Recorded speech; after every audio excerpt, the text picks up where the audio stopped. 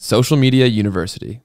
As you're growing this YouTube audience, so many YouTubers who do have like a specialty and an area of expertise where they can provide on a far more personal basis through like an info product.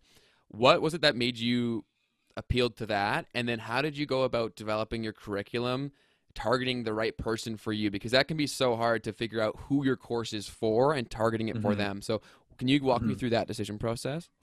Yeah, if I think I got, I'm not sure if I grasped that question properly, but I'll try to answer it. Yeah.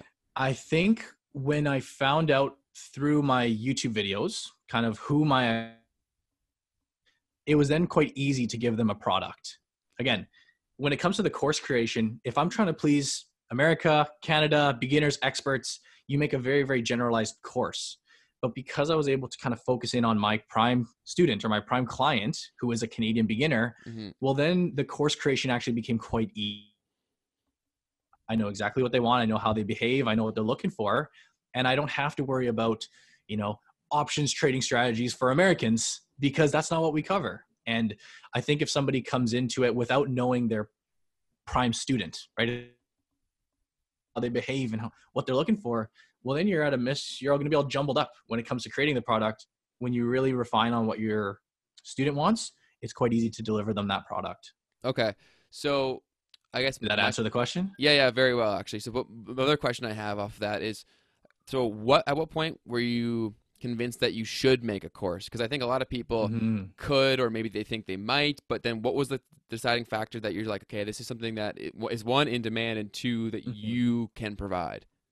Yeah, it's funny. Like, we even talked about it on the first podcast we had, that was in my plans. This is going back 2 years ago, to develop a course. So I had kind of the long-term vision since the start of creating a program, because I actually do, one of the common feedbacks I get from my channel is, we like the way you teach and we like the kind of videos, they're easy to absorb. And that was kind of one of my strengths, is that investing is a topic, but it's the way I present the information that people like.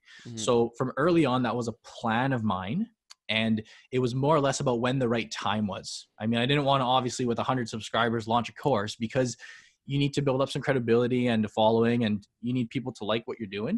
Of course. And that, there wasn't, I don't know the exact tipping point, whether it was at 5K subs or 10K subs that I decided to do it, but it was kind of an ongoing project, to the point where sooner or later, and then I could start slowly promoting it and advertising it. So yeah, it was always part of the long-term vision for myself. Okay. But it was more or less that the growth in the YouTube channel was the confirmation of, hey, this is going to work. Okay. And, that makes sense. So for your course, you mentioned that it's for Canadian beginners. So correct. Who is so that's still a pretty wide. True. So like who is the course for? Like, who does it help, and like what do they walk away with after taking the course? Good question. And that's even taking it to a deeper level of the analytics. Yeah. And that's something that every day I'm learning more and more. But I've even got, amongst the Canadian beginners, you can refine down to some of our best students. They seem to be, I know the age range, like 30 to 40 is kind of the demographic. Have kids, like a family, and a lot of them work in, I'd say, good income jobs. So things like, nurses or doctors, or some sort of, we have lawyers and accountants even, who are more or less specialized in what they do. They've got a good income, but then when it comes to the investing side of things, they're not too sure how to do it. So those people have been the best students for us. Obviously, you do get a lot of kids that come out of college who are like looking to invest, and they may have just locked in a job, and those students are good.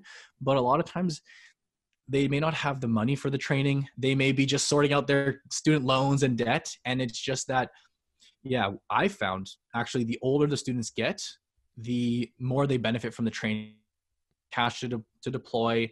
They're not just scraping by, I guess you could say. Okay. And it's, basically they can go, if I have this money, a set amount in my savings account, or if I have mutual funds at the bank that's being managed, our program would teach you how to deploy that in the right way, and we'll help you open the account, kind of guide them through that process. Okay, fair enough. So for the traffic for this course, because obviously any program, any product you have, you need to create awareness and traffic for it. Have you done that solely through your YouTube channel, or are you doing any sort of paid advertising as well? Yeah. So as of right now, it's completely organic, which is, Yeah, we've experimented with different things, but what I've found is just the warm leads from YouTube, when they kind of know on, in a sense, those are the ones that want to take your program. Obviously, you convert easier on those type of people than a cold outreach. Yeah, exactly, because they have never heard of you before. It just tends to work. It's been working quite well, and I know for a fact the next steps going forward are at some point to reach out via ads and paid traffic. But so far, we've had a really nice growth pattern with the organic, and that's just what we've been running with, just YouTube.